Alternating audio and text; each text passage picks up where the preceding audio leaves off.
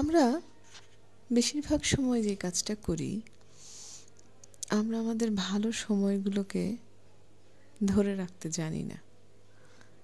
আমরা কষ্টগুলোকে মনে রাখি, কষ্টগুলোকে জিইয়ে রাখি, খারাপ লাগাগুলোকে ধরে বসে থাকি। আসলে কেন? কারণ হয়তোবা খারাপ লাগাগুলো মাথা থেকে সহজে যায় না, বা সেই ক্ষেত্রে সেই কারণগুলো থেকে যায়। কারণগুলোর সমাধান হিসেবে যা থাকার কথা সেটা যদি হয়, তাহলে কিন্তু সেই খারাপ লাগাগুলো কেটে যায়। মানুষ বলে যে বেশিরভাগ মানুষ নাকি কষ্টবিলাসী।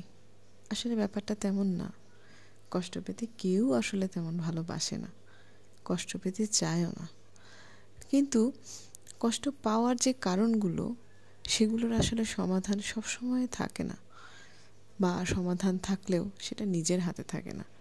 নিজের হাতে না থাকা সমাধানগুলোর কি আর করা যায়, সেজন্য জিয়ে রাখা হয়, সেজন্য সেই কষ্টগুলো বয়ে চলতে হয়, সেই কষ্টগুলো শেষ হয় না।